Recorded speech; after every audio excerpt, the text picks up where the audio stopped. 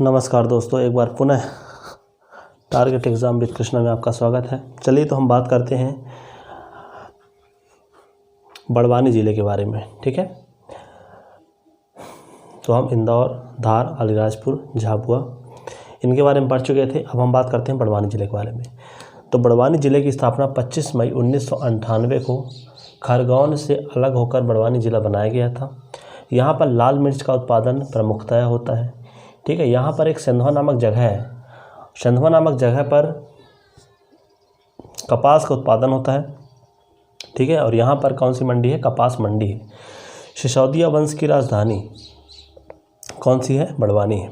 ठीक है, चावल अनुसंधान केंद्र, यह भी कहाँ स्थित है? बड़वानी में स्थित है। कैसे याद करेंगे आप? ठीक है, कि चावल जब पकता है तो क्या हो जाता है? थोड़ा बड़ा हो जाता है। तो चावल बड़ा होने से चावल का दाना बड़ा, अर्थात बड़वानी। तो चावल अनुसंधान केंद्र कहाँ स्थित है? बड़वानी में स्थित है। ठीक है, नेक्स्ट हम बात करते हैं, यहाँ पर कुछ और प्रमुख तीर्थ हैं, जैसे आदिनाथ की मूर्ति। ठीक है, ये कितने फीट ऊंची है? तो ध्यान रखिएगा, 52 फीट ऊंची आदिनाथ की मूर्ति यहीं पर स्थित है।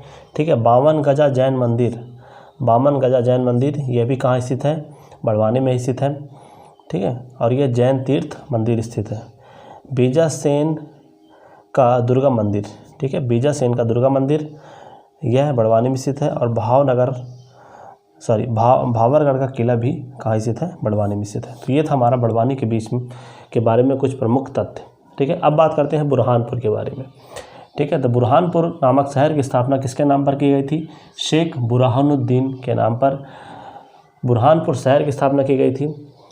ठीक है, 2003 में बुरहानपुर शहर की स्थापना खंडवा से अलग होकर कौन सा ज़िला बना था? बुरहानपुर बना था।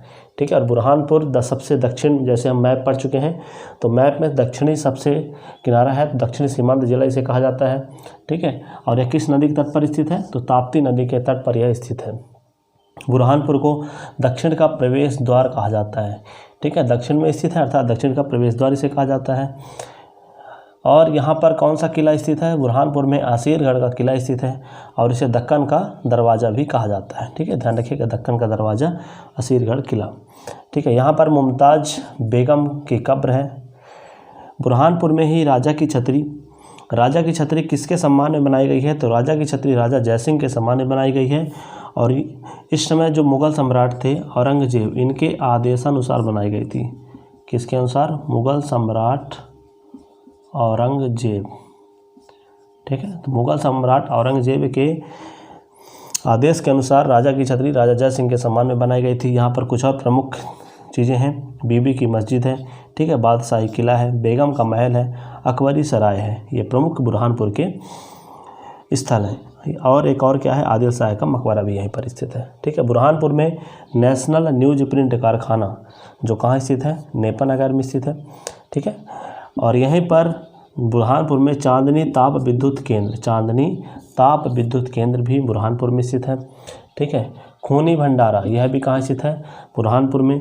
अभी तो आप लोग जब मंदिर पंडाल में जाते हैं तो वहाँ पर चावल का भंडारा या कि पूड़ी का भंडारा देखते हैं, परंतु यहाँ पर जो खूनी भंडारा है, ठीक है, तो ये खून से संबंधित नहीं है। ठीक है, तो ये एक व्यवस्था है। किस प्रकार की व्यवस्था है? तो यह है मुग़ल कालीन जल प्रदाय व्यवस्था। ठीक है, मुग़ल काल में जल प्रदाय की व्यवस्था थी, उसे कहा जाता है खूनी भंडारा। तो ये बुरहानपुर के बारे में कुछ प्रमुख तथ्य थे। चलिए अब बात करते हैं हम कुछ और ज़िले के बारे में।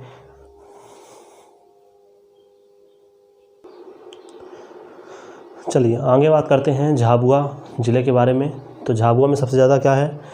सबसे ज़्यादा अधिकतम अनुसूचित जनजाति जनसंख्या कहाँ पाई जाती है? झाबुआ में पाई जाती है। यहाँ पर भील नामक जनजाति सबसे ज़्यादा पाई जाती है। झाबुआ में भगोरिया नामक मेला लगता है। ठीक है, गुजरात और राजस्थान की सीमा में लगा हुआ यह ज़िला मध्य प्रदेश का सबसे पश्चिमी ज़िला होता है। ठीक है, यहीं पर झाबुआ में क्या है? आदिवासी शोध संचार केंद्र, ये काफ़ी इम्पोर्टेंट है, आदिवासी शोध संचार केंद्र स्थापित है। झाबुआ में एक स्थान है मेघनगर। ठीक है, तो मेघनगर में रॉक फॉस्फेट नामक खनिज की बहुतायत होती है। इस खनिज से क्या बनता है? इस खनिज से सीमेंट की चादरें बनाई जाती हैं। ठीक है, तो ध्यान रखिएगा कि जो मेघनगर है वह प्रमुख औद्योगिक क्षेत्र है झाबुआ का, और यहाँ पर रॉक फॉस्फेट नामक खनिज पाया जाता है जिसका उपयोग सीमेंट चादर बनाने में किया जाता है। चलिए अब हम बात करते हैं खरगोन। खरगोन को क्या कहा जाता है? खरगोन को कहा जाता है पश्चिमी निमाड़। खरगोन को कहा जाता है पश्चिमी निमाड़। और जब बात करेंगे खंडवा को, तो खंडवा को क्या कहा जाता है? पूर्वी निमाड़। ठीक है, तो ध्यान रखिएगा, खंडवा खरगोन, खंडवा पूर्वी निमाड़, खरगोन पश्चिमी निमाड़।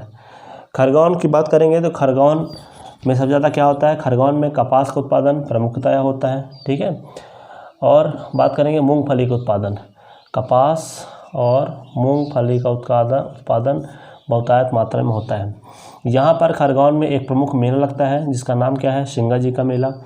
खरगोन में एक बांध है जिसे कहा जाता है देजला देवड़ा बांध। देजला देवड़ा बांध, यह बांध किस नदी पर स्थित है? तो यह बांध ध्यान रखिएगा कुंडा नदी पर स्थित है। और यह किस प्रकार का बांध है? तो यह मिट्टी से निर्मित बांध है। ठीक है, मिट्टी से निर्मित बांध है। कभी कभी क्वेश्चन यहाँ पे यह आया हुआ है कि खरगोन में मिट्टी से निर्मित बांध कौन सा है? तो देजला देवड़ा बांध है, और किस नदी पर है? कुंडा नदी पर स्थित है। खरगोन में कपास अनुसंधान केंद्र, ठीक है, कपास अनुसंधान केंद्र कहाँ पर है? खरगोन में है। यहीं पर CISF का क्या है? प्रशिक्षण केंद्र है। CISF का क्या है? प्रशिक्षण केंद्र है, सेंट्रल इंडस्ट्रियल सिक्योरिटी फोर्स। ठीक है, यहाँ पर एक स्थान है खरगोन में रावरखेड़ी। ठीक है, तो रावरखेड़ी क्यों फेमस है? रावरखेड़ी पर मराठा पेशवा राव बाजी की समाधि स्थान है वहाँ पर। ठीक है, खरगोन में एक स्थान है मंडलेश्वर। ठीक है, मंडलेश्वर ऐतिहासिक स्थल भी है, और एक मंडलेश्वर जल विद्युत परियोजना भी है। और यह परियोजना किस नदी पर है? तो चूंकि खरगोन नर्मदा नदी के तट पर बसा हुआ है, तो यह जो मंडलेश्वर जल विद्युत परियोजना है वो नर्मदा नदी पर है। ठीक है, नर्मदा नदी पर स्थित महेश्वर यह नर्मदा नदी के तट पर सबसे बड़ा शहर है। ठीक है, खरगोन जिले में पड़ता है।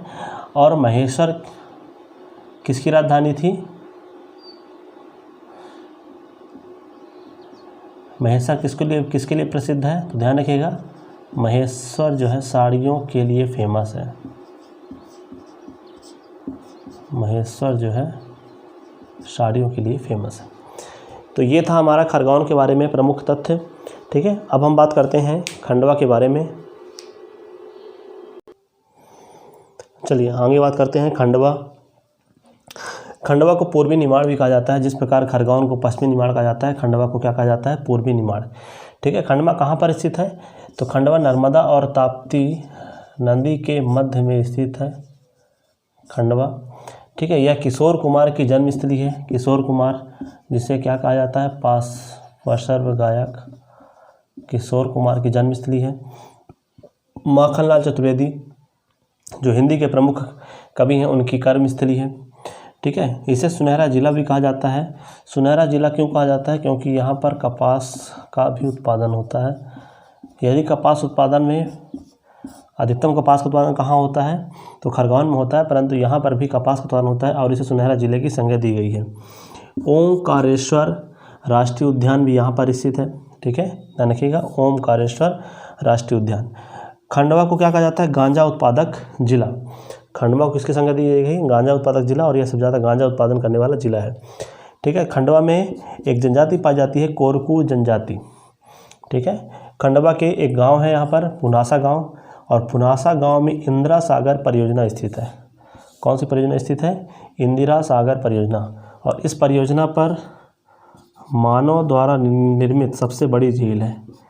ठीक है, मानव द्वारा निर्मित सबसे बड़ी झील।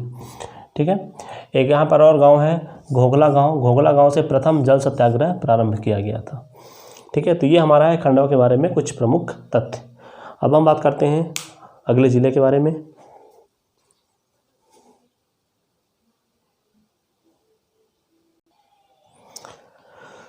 चलिए, तो अब बात करते हैं ग्वालियर संभाग के बारे में। ठीक है, तो यहाँ पर प्रमुख फैक्ट क्या क्या हैं? देखिए, कुछ लोगों का कहना है कि हमें चीज़ें याद नहीं होती हैं। तो याद नहीं होती हैं, ये तो कोई औचित्य कारण है नहीं। याद कौन करेगा? यदि आप परीक्षा की तैयारी कर रहे हैं तो याद तो आपको ही करना पड़ेगा, इसका तो कोई दूसरा विकल्प है नहीं। इसलिए आप बार बार उस चीज़ को प्रैक्टिस करिए, तभी वह चीज़ें आपसे कंठस्थ हो पाएंगी। ठीक है, चाहे आप लिख कर या आप किसी को बताकर, यदि कोई नहीं सुनना चाहता है तब भी उसको आप बताइए। ठीक है, तो आपको याद होगा, साथ ही साथ उसको भी फ़ायदा होगा जिसको आप बता रहे हैं। चलिए, तो हम बात करते हैं ग्वालियर संभाग के बारे में, ग्वालियर ज़िले के बारे में। ठीक है, तो ग्वालियर की स्थापना किसने की थी? ग्वालियर की स्थापना सूरज सेन ने की थी। कब की थी? सन 8वीं शताब्दी में। ठीक है, गालव ऋषि के सम्मान में इन्होंने ग्वालियर की स्थापना की थी। ठीक है, तो कभी कभी क्वेश्चन पूछ लेता है किस ऋषि के सम्मान में, तो ग्वालियर ग्वाल नाम से जुड़ा हुआ है। ठीक है, तो गालव ऋषि के सम्मान में सूरज सेन ने 8वीं शताब्दी में ग्वालियर की स्थापना की थी। ठीक है, यहाँ पर एक किला है, ग्वालियर का किला है। अब ग्वालियर की स्थापना किसने की थी? सूरज सेन ने की थी। ठीक है, तो ग्वालियर का किला भी किसने बनवाया होगा? सूरज सेन ने बनवाया होगा, सिंपल सा फैक्ट है। ठीक है, इस किले को क्या कहा जाता है? किलों का रत्न या जिब्राल्टर कहा जाता है। ठीक है, ग्वालियर को तानसेन की नगरी भी कहा जाता है। यहीं पर प्रथम शारीरिक प्रशिक्षण महाविद्यालय स्थित है। ठीक है, राजस्व मुख्यालय ग्वालियर में ही है। ठीक है, राजस्व का जो मुख्यालय है वो कहाँ है? ग्वालियर में है। जैसे कुछ लोग पटवारी की तैयारी कर रहे हैं, ठीक है, तो पटवारी में चयन होने के बाद उनका जो प्रशिक्षण केंद्र है तो वह भी कहाँ है? ग्वालियर में ही है। विजय राजे सिंधिया कृषि विश्वविद्यालय, ठीक है, विजय राजे सिंधिया कृषि विश्वविद्यालय यह कहाँ है? ग्वालियर में ही स्थित है। और कुछ प्रमुख चीज़ें और क्या क्या है देखिए, तानसेन का मकबरा यह कहाँ स्थित है? ग्वालियर में स्थित है। रानी लक्ष्मीबाई की समाधि यह भी ग्वालियर में स्थित है। जय विलास महल, मोहम्मद गौस का मकबरा, गुजरी महल, सास बहू मंदिर, तेली का मंदिर। ठीक है, तो ये कुछ प्रमुख चीज़ें हैं यहाँ पर। तानसेन का मकबरा, रानी लक्ष्मीबाई की समाधि, जय विलास महल, मोहम्मद गौस का मकबरा, गुजरी महल, सास बहू मंदिर, तेली का मंदिर। ठीक है, तो ये ग्वालियर के प्रमुख स्थान हैं। यहीं पर एनसीसी महिला प्रशिक्षण केंद्र है और ऊपर ही जैसे बता चुके हैं कि यहीं पर राजस्व मुख्यालय है, तो पटवारी प्रशिक्षण केंद्र भी है कहाँ? ग्वालियर में स्थित है। ठीक है, यहाँ पर एक अभयारण्य है, जिस अभयारण्य का नाम क्या है? घाटी गांव अभयारण्य। घाटी गांव अभयारण्य किसके संरक्षण के लिए है? तो यह है कि इसमें किसका संरक्षण किया जाता है? सोन चिड़िया, सोन चिड़िया का संरक्षण किया जाता है। सोन चिड़िया को क्या कहा जाता है? Great Indian bustard. तो ध्यान रखिएगा, ग्रेट इंडियन बस्टर्ड कभी कभी आ जाता है, आया हुआ क्वेश्चन है कि ग्रेट इंडियन बस्टर्ड का संरक्षण कहाँ पर किया जाता है? तो घाटी गांव अभयारण्य जो कि ग्वालियर में स्थित है। ठीक है, ग्वालियर में सरोद घर नामक संग्रहालय है। और सरोद घर नामक संग्रहालय कहाँ पर स्थित है? तो यह मोहम्मद हाफिज़ अली खान के प्राचीन घर में स्थापित किया गया है। ठीक है, ध्यान रखिएगा, सरोद घर नामक संग्रहालय कहाँ स्थित है? ग्वालियर में स्थित है। अब देखिए, ग्वालियर में इतने सारी चीज़ तो पढ़ चुके हैं, ग्वालियर के कुछ उपनाम भी हैं। क्या क्या कहते हैं ग्वालियर को? तो ग्वालियर को कहते हैं गोपालचल। ठीक है, गोपाचल, गोपगिरी, गोपाचल, गोपगिरी, गोप पर्वत, गोपाद्री। ठीक है, तो ये इसके उपनाम हैं, गोपाचल, गोपगिरी, गोप पर्वत, गोपाद्री। चलिए, अब आगे बात करते हैं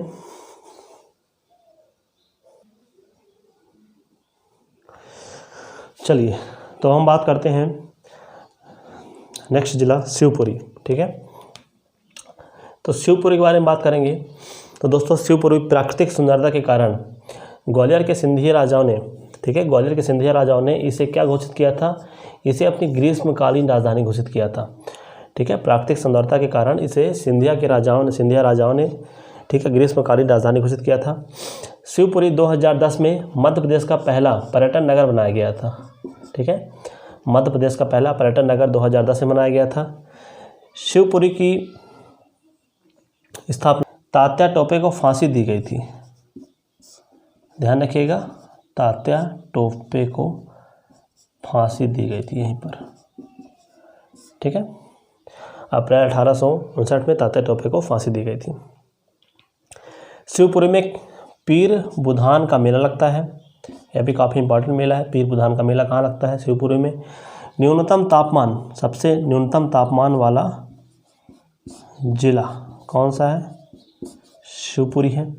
ठीक है, करेरा शिवपुरी में एक अभयारण्य पाया जाता है, करेरा अभयारण्य। और करेरा अभयारण्य में किसका संरक्षण किया जाता है? तो ध्यान रखिएगा, जो घाटी गांव अभयारण्य में किया जाता था सोन चिड़िया का। ठीक है, या कह सकते हैं ग्रेट इंडियन बस्टर्ड का संरक्षण किया जाता था। तो वही करैरा अभयारण्य जो कि शिवपुरी में स्थित है, यहाँ पर भी सोन चिड़िया का संरक्षण किया जाता है। ठीक है, कत्था बनाने का एक कारखाना है शिवपुरी में। ठीक है, यहाँ पर एक नेशनल पार्क है जिसे कहा जाता है माधव राष्ट्रीय उद्यान, माधव नेशनल पार्क, और इस नेशनल पार्क से नेशनल हाईवे 3 गुजरता है। ठीक है, तो ये थी हमारे शिवपुरी के बारे में कुछ बातें। अब बात करते हैं दतिया के बारे में। ठीक है, दतिया के बारे में बात करते हैं। दतिया को क्या कहा जाता है? पीताम्बरा देवी का शहर कहा जाता है, और यहीं पर क्या है? पीताम्बरा पीठ स्थित है। ठीक है, पीताम्बरा यदि पीठ स्थित कहाँ है? तो पीताम्बरा पीठ दतिया में स्थित है, और पीताम्बरा देवी का शहर भी कहा जाता है। ठीक है, अनेक मंदिर है यहाँ पर, अनेक मंदिरों के कारण इसे क्या कहा जाता है? लघु वृंदावन कहा जाता है। यहाँ पर एक प्रसिद्ध जैन तीर्थ स्थान है जिसका नाम क्या है? सोनगिरी है। ठीक है, दतिया में ही बेतवा नदी पर निर्मित एक बांध है। बेतवा नदी पर निर्मित एक बांध है, और उस बांध का क्या नाम है? माता टीला बांध। ठीक है, माता टीला बांध कहाँ स्थित है? दतिया में स्थित है। यहाँ पर कुछ महल हैं, जैसे सतखंडा महल। सतखंडा महल का निर्माण किसने करवाया था? सतखंडा महल का निर्माण वीर सिंह बुंदेला ने सन 17वीं शताब्दी में करवाया था। ठीक है, और इस सतखंडा महल को हवा महल भी कहा जाता है, खेतरी महल भी कहा जाता है। ठीक है, दतिया में एक स्थान है गुर्जरा, और गुर्जरा से क्या मिलता है? गुर्जरा से अशोक के लिखे गए अभिलेख मिलते हैं। अशोक का अभिलेख प्राप्त होता है, और इस अभिलेख में अशोक का नाम क्या मिलता है? अशोक नाम का उल्लेख है। ठीक है, कभी कभी पूछ लेता है कि किस अभिलेख में अशोक नाम का उल्लेख है। ठीक है, तो गुर्जरा से प्राप्त अभिलेख में अशोक नाम का उल्लेख है, और यह कहाँ स्थित है? दतिया में स्थित है। ठीक है, दतिया में ही एक भांडेर नामक स्थान है, और भांडेर में क्या स्थापित है? गैस आधारित प्रथम विद्युत संयंत्र। ठीक है, तो ध्यान रखिएगा, प्रदेश का प्रथम गैस आधारित विद्युत संयंत्र कहाँ स्थापित है? दतिया में, दतिया के भांडेर में। चलिए अब बात करते हैं गुना जिले के बारे में। ठीक है, गुना जिले में क्या क्या मुख्य फैक्ट हैं?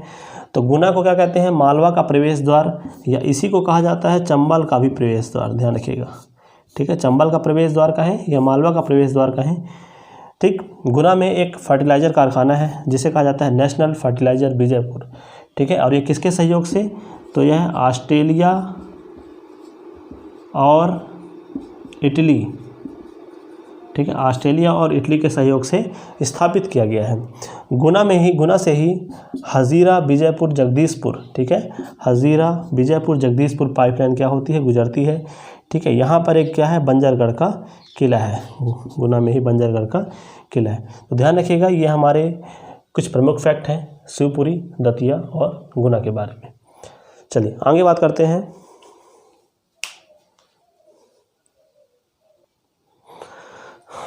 तो आगे बात करते हैं अशोकनगर के बारे में। ठीक है, तो अशोकनगर जिला यह भी ग्वालियर संभाग के अंतर्गत ग्वालियर, गुना, दतिया, शिवपुरी के बारे में पढ़ चुके हैं। अब बात करते हैं अशोकनगर के बारे में। तो अशोकनगर की स्थापना 15 अगस्त 2003 को गुना से अलग कर अशोकनगर बनाया गया था। 2003 में 3 जिले बनाए गए थे। कौन कौन से? अशोकनगर, बुरहानपुर और अनूपपुर। ठीक है, तो ध्यान रखिएगा, सिंध और बेतवा नदी के मध्य में इसकी स्थिति है। ठीक है, जो सिंध नदी है और बेतवा नदी के मध्य में कौन स्थित है? अशोकनगर। यहाँ पर त्रिकाल चौबीसी, ठीक है, ध्यान रखिएगा, त्रिकाल चौबीसी नामक जैन तीर्थ अशोकनगर में स्थित है। ठीक है, यहाँ पर भूत, इसके अलावा और भूत, भविष्य, वर्तमान से संबंधित 24 अन्य जैन तीर्थ स्थल अशोकनगर में स्थित है। ठीक है, इसके साथ ही करीला माता मंदिर भी यहाँ पर स्थित है। करीला माता मंदिर में राम और सीता के पुत्र लव और कुश की जन्मस्थली के जन्म स्थान का, मतलब इनके जन्म स्थान के कारण यह स्थान मान्य है। करीला माता मंदिर यहाँ पर बनाया गया है। ठीक है, अशोकनगर में देश की प्रथम खुली जेल, देश की जो प्रथम खुली जेल है, खुली जेल ये प्रथम है। ठीक है, प्रथम खुली जेल कहाँ बनाई गई थी? मुंगावली में, अशोकनगर के मुंगावली में। ठीक है, अब बात करते हैं यहाँ पर कुछ और प्रमुख चीज़ें हैं। जौहर कुंड अशोकनगर में स्थित है। हवा महल, नौखंडा, खूनी दरवाज़ा। ठीक है, जौहर कुंड, हवा महल, नौखंडा, खूनी दरवाज़ा। चंदेरी साड़ियों के लिए प्रसिद्ध है अशोकनगर। ठीक है, चंदेरी साड़ी के लिए, और ये जो चंदेरी साड़ियाँ होती हैं हाथ से बुनी हुई होती हैं, तो हाथ से बुनी हुई चंदेरी साड़ियों के लिए कौन प्रसिद्ध है? अशोकनगर प्रसिद्ध है। इसके साथ ही चंदेरी का किला भी कहाँ स्थित है? अशोकनगर में स्थित है चंदेरी का प्रसिद्ध किला। ठीक है। और इसी चंदेरी नामक स्थान पर बैजू बावरा की क्या है, इसी चंदेरी नामक स्थान पर बैजू बावरा की समाधि है। तो ये हमारा ग्वालियर संभाग था, ठीक है। अब हम नेक्स्ट अगले संभाग सागर संभाग के बारे में अगले पार्ट में पढ़ेंगे, ठीक है। चलिए, तो दोस्तों आपको मेहनत करनी है, आपकी मेहनत ही आपको सफलता दिलाएगी, इस बात का आप विशेष ध्यान रखें। आपके लिए कोई अलग से मेहनत नहीं करेगा, ठीक है। आपको स्वयं अपनी मेहनत सही मार्गदर्शन में, सही डायरेक्शन में करनी पड़ेगी, तभी आप सफलता को प्राप्त करेंगे। धन्यवाद दोस्तों।